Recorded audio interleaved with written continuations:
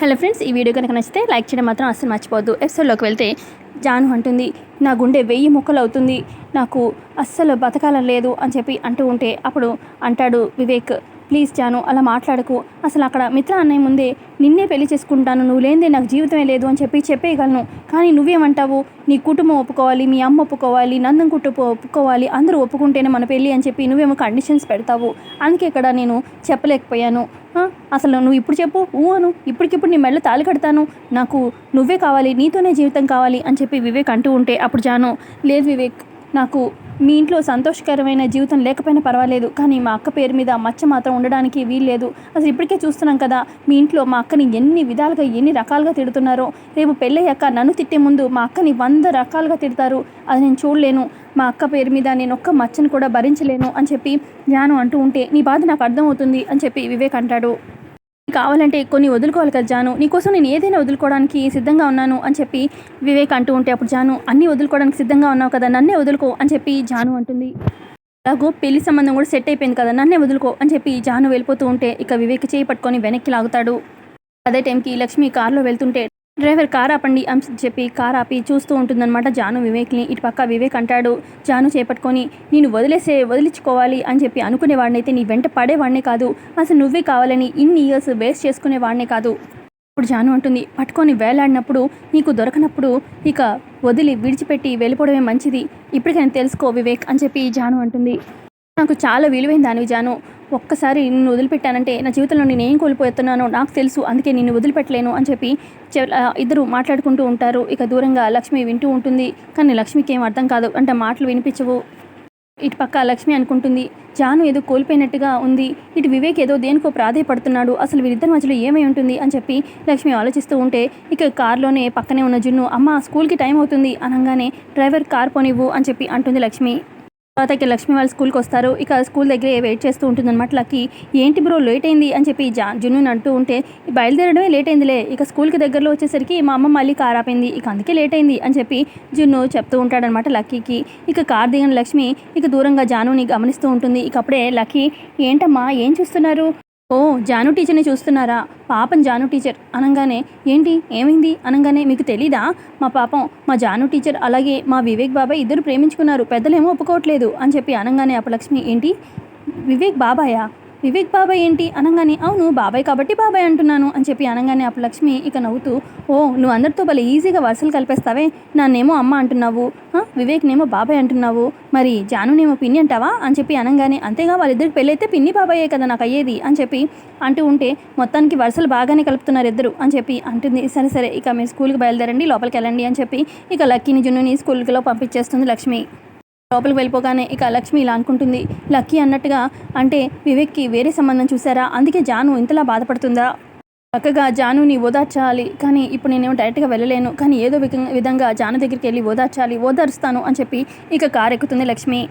మరోపక్క అరవింద కూర్చుని ఉంటుంది హాల్లో. అప్పుడే భాస్కర్ వస్తాడు. ఏంటి భాస్కర్ ఇలా వచ్చావు అని చెప్పి అరవింద అంటూ ఉంటే, మిత్ర గారితో కొన్ని సంతకాలు కావాలి ఫైల్ మీద అని చెప్పి అనగానే ఈ లోపల మిత్ర వస్తూ ఉంటాడు. అదిగో మిత్ర వస్తున్నాడు అనగానే, ఫైల్స్ తెచ్చావా అని చెప్పి మిత్ర అంటాడు. ఇదిగోండి సార్ సంతకం పెట్టాలి మీరు అనగానే ఇక ఫైల్స్ తీసుకొని సంతకాలు సైన్స్ చేస్తూ ఉంటాడనమాట మిత్ర. ఆ తర్వాత అరవింద అంటుంది, అవును భాస్కర్, మన టీ ఎస్టేట్స్లో కొత్త వ్యక్తిని పెట్టారు కదా, బాగానే చూసుకుంటున్నాడా అనగానే, బాగానే చూసుకుంటున్నాడు అండి అని చెప్పి చెప్తాడు భాస్కర్. ఆ తర్వాత భాస్కర్ అంటాడు, అవును మేడం, మన టీ ఎస్టేట్స్ పక్కన ఉన్నది అర్జున్ వాళ్ళ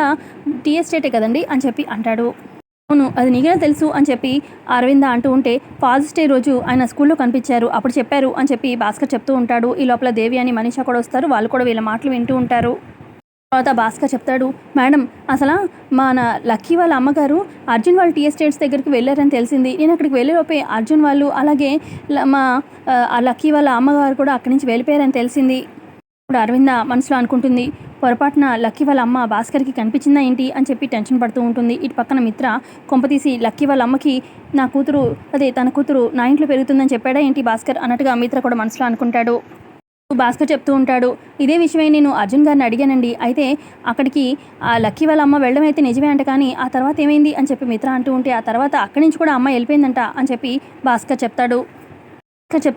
లక్కీ వాళ్ళ అమ్మ గురించి ఏమైనా ఆచూకీ తెలుస్తుందేమో అని అన్ని విధాలుగా ప్రయత్నించానమ్మా, అప్పటికీ అర్జున్ బాబుని చాలా ఇదిగా అడిగాను, కానీ ప్రయోజనం లేకుండా పోయింది, అంటే తెలియలేదు ఏ విషయం అని చెప్పి అనగానే, అమ్మయ్య అని చెప్పి మిత్ర అనుకుంటాడు. మరో పక్క మనీష ఆలోచిస్తూ ఉంటే అప్పుడు దేవి అని ఏంటి అంత దీర్ఘంగా ఏం ఆలోచిస్తున్నావు అనగానే అప్పుడు మనీష అంటుంది నాకెందుకో డౌట్ వస్తుందా ఆంటీ అక్కడ లక్కీ వాళ్ళ అమ్మ గురించి అర్జున్కి తెలుసా లేదంటే అర్జున్కి తెలిసినా భాస్కర్ చెప్పలేదా అనేది నా ఇప్పుడు అమ్మాయి గురించి తెలుసుకొని మనకేంటి లాభం అని చెప్పి దేవి అని అంటూ ఉంటే అయ్యో ఆంటీ అసలు ఆ పిల్ల పిశాచి మా ఇద్దరి మధ్యలో ఉంది అది దూరం అయిపోతే బాగుంటుంది కదా ఇప్పుడు ఆ లక్కీ వాళ్ళ అమ్మ తల్లి కాబట్టి ఖచ్చితంగా తల్లిగా ఫైట్ చేస్తుంది ఖచ్చితంగా తల్లి కాబట్టి తనే గెలుస్తుంది ఇక ఈ లక్కీని తీసుకెళ్ళిపోతుంది ఇక ఇప్పుడు మా ఇద్దరి మధ్యలో అడ్డు తొలగిపోతుంది అప్పుడు మిత్ర మా పెళ్లి గురించి ఆలోచిస్తాడు కదా అని చెప్పి అనగానే ఐడియా బాగానే ఉంది ఇప్పుడు ఏం చేద్దామంటావు అని చెప్పి దేవి అని అంటూ ఉంటే మనం వెంటనే వెళ్ళి అర్జున్ని కలవాలి అని చెప్పి అంటుంది మనీష మరోపక్క అర్జున్ ఆలోచిస్తూ ఉంటాడు అప్పుడే వాళ్ళమ్మ అర్జున్ వాళ్ళమ్మ వచ్చి తీసుకోరా కాఫీ తీసుకో అని చెప్పి కాఫీ ఇస్తుంది ఏంటి లక్ష్మి మనసులో మాట తెలిసి ఉకిరి బికిరి అవుతున్నావా ఏంటి అనగానే అది కాదమ్మా నేను ఒక విషయం తెలిసింది ఫాదర్స్ డే రోజు దాని గురించి ఎలా రియాక్ట్ అయ్యాలో అర్థం కావట్లేదు అనగానే ఏమైంది అని చెప్పి అర్జున్ వాళ్ళమ్మ వసుంధర అంటూ ఉంటే అప్పుడు ఇక అర్జున్ చెప్తాడు అసలు ఏంటంటే మన టీ ఎస్టేట్స్ పక్కన ఇంకో టీ ఎస్టేట్ ఉంది అది మిత్ర వాళ్ళది అక్కడ భాస్కర్ అనే వ్యక్తి పనిచేసేవాడు ఏళ్ళ క్రితం అతను మనతో లక్ష్మి చూశాడంట లక్ష్మి గురించి అడిగాడు అనగానే అతను లక్ష్మి గురించి ఎందుకు అడిగాడు అని చెప్పి అర్జున్ వాళ్ళ అమ్మ అంటుంది లక్ష్మి అతనికి చెల్లివర్స్ అవుతుందంట అతను మాటలు బట్టి సొంత చెల్లైతే కాదని నాకు అర్థమైంది అని చెప్పి అనగానే అయితే ఇప్పుడు మనం నువ్వేం చెప్పావు అని చెప్పి అర్జున్ వాళ్ళ అమ్మ అంటూ ఉంటే అప్పుడు అర్జున్ కావాలనే లక్ష్మి గురించి చెప్పలేదు మాట దాటేశాను మా దగ్గరికి వచ్చింది కానీ తర్వాత వెళ్ళిపోయిందని చెప్పేశాను అని చెప్పి అనగానే అలా ఎందుకు చెప్పావు ఆ భాస్కర్ ద్వారా ఎంతో కొంత గతం తెలిసేది కదా లక్ష్మి గురించి అనగానే లేదమ్మా అలా తెలిస్తే లక్ష్మికి ఇప్పుడు మళ్ళీ ఇంకేమైనా కొత్త ప్రాబ్లమ్స్ వస్తాయేమో మళ్ళీ దూరం అయిపోతుందేమో అని భయంతో చెప్పలేదమ్మా అని చెప్పి అర్జున్ అంటూ ఉంటే అలా ఎంతకాలం భయపడుతూ ఉంటాము ఈరోజు అతన్ని దాటేసావు రేపు ఇంకొకరు వచ్చి లక్ష్మి గురించి అడిగితే మనం ఏమని చెప్తాము ఎప్పుడైనా మన నిజాన్ని నమ్ముకోవాలి వచ్చిన కష్టాన్ని ఎదుర్కోవాలి అసలు లక్ష్మి తన బాబుతోని మనతోకి మన జీవితంలోకి వచ్చేసింది అసలు తన భర్తని ఎందుకు వదిలేసింది తన కుటుంబాన్ని ఎందుకు వెలివేసింది ఇవన్నీ మనకు తెలియాలి కదా గతం గురించి మనం తెలుసుకోవడం వల్ల ఖచ్చితంగా తనకి మేలే జరుగుతుంది అని చెప్పి అర్జున్ వాళ్ళ అమ్మ చెప్తూ ఉంటే నువ్వు చెప్తుంటే నిజమే అనిపిస్తుందమ్మా ఇక నుంచి తన గతం గురించి తెలుసుకుందాము కానీ మనం తన గతం తవ్వుతున్నాం అని చెప్పి లక్ష్మికి మాత్రం తెలియకుండా జాగ్రత్త పడాలి అని చెప్పి చెప్తాడు అర్జున్ పక్క మిత్ర భాస్కర్ ఇంట్లో నుంచి బయటకు వస్తూ ఉంటారన్నమాట ఫైల్స్ తీసుకొని ఈ లోపల వివేక్ ఎదురు రావడంతో ఇక మిత్ర రే వివేక్ కొంచెం ఆఫీస్ పని ఉంది భాస్కర్తో వెళ్ళు అనగానే అప్పుడు వివేక్ లేదనే నాకు మూడ్ లేదు అనగానే అంటే ఏంటి అనగానే లేదనే కొంతకాలం ఆఫీస్ వర్క్కి దూరంగా ఉండాలి నా గుండెలో చాలా బాధగా ఉంది అని చెప్పి అనగానే ఇక అప్పుడు మిత్ర భాస్కర్ని వెళ్ళు అని చెప్పి అంటే ఇక భాస్కర్ వెళ్ళిపోతాడు ఆ తర్వాత మిత్ర అంటాడు ఏమైందిరా అనగానే అప్పుడు వివేక్ అంటాడు అసలు ప్రేమించుకున్న అమ్మాయిని వదులుకోలేకపోతున్నాను ఇటు కన్న తల్లిని ఎదిరించలేకపోతున్నాను ఏం చేయాలో అర్థం కావట్లేదు అన్నయ్య అనగానే అప్పుడు మిత్ర అంటాడు కొన్ని కావాలంటే కొన్ని వదులుకోవాలి మనం ఇప్పుడు ఏదైనా మంచి పని చేయాలంటే ముహూర్తం అది ఇది చూస్తాము ఇప్పుడు ఎవరైనా చావు బతుకుల్లో ఉంటే మన ముహూర్తం అని చూస్తామా చూడం కదా వెళ్ళిపోతాం కదా అలాగే మనం కొన్ని డెసిషన్స్ అప్పటికప్పుడు తీసుకోవాల్సిందే అని చెప్పి చెప్తూ ఉంటాడు మిత్ర ఇక అప్పుడు వివేక్ అంటాడు నువ్వు చెప్పింది నాకు అర్థమైందన్నయ్య కానీ అమ్మని ఎదిరిస్తానంటే జాను ఒప్పుకోవడం లేదు నువ్వు పెళ్లి చేసుకుని ఇంటికి వస్తే ఎక్కడ వాళ్ళ అక్కని ఇంకా నాన్న మాట్లాంటారు అని భయపడుతుంది అనగానే అప్పుడు ఇక మిత్ర అంటాడు నీతిగా బతికిన వాళ్ళ గురించి ఆలోచించాలి ఇలా మోసం చేసిన వాళ్ళ గురించి కాదు అంటాడు అన్నయ్య నువ్వు వదిని చూసే కోణం వేరే మేము చూసే కోణం వేరే వదిన ఏదైనా పనిచేసిందంటే ఖచ్చితంగా దానికి ఒక కారణం ఉంటుందని మేము అనుకుంటున్నాము అని చెప్పి చెప్తూ ఉంటాడు వివేక్ ఈ లోపల అక్కడికి అరవింద వస్తుంది ఇటు మిత్ర అంటాడు వివేక్తోని బతికేయండి ఇలాగే బతికేసేయండి మోసం చేసిన వాళ్ళు కూడా క్షమించేసేయండి అని చెప్పి అంటూ ఉంటే ఇక అప్పుడు అరవింద వచ్చి ఇందులో తప్పే ఉంది మంచి చేసేవాళ్ళు ఎప్పుడు మంచి చేస్తారు మంచిగానో ఆలోచిస్తారు మేము మంచి వైపే ఉన్నాము లక్ష్మి మంచిది మిత్ర అంటాడు నువ్వు మరీ అంత పెద్ద బిరుదులు ఆ లక్ష్మికి ఇవ్వకు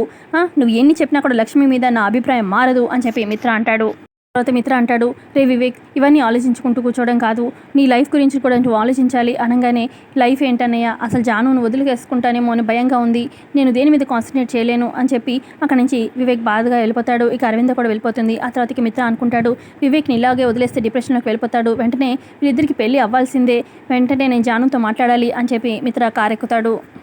పక్క జాను వాళ్ళ ఇంటికి వస్తుందన్నమాట లక్ష్మి బుర్కా వేసుకొని ఏంటండి ఎవరు మీరు అని చెప్పి జాను అంటుంటే మొన్నొకసారి వచ్చాను కదా మా పిల్లలకి ట్యూషన్ చెప్పాలని అనగానే ఆ రోజే చెప్పాను కదా ట్యూషన్ చెప్పడం కుదరదని అని జాను అంటుంది ఈరోజు ట్యూషన్ గురించి మాట్లాడడానికి కాదు వేరే దాని గురించి లోపలికి వచ్చి మాట్లాడచ్చా అని చెప్పి లక్ష్మి అంటూ ఉంటే అయ్యో సారీ రండి లోపలికి అని చెప్పి లక్ష్మి లోపల కూర్చోపెడుతుంది జాను మరో పక్క జానుని కలవడానికి కారులో బయలుదేరతాడు మిత్ర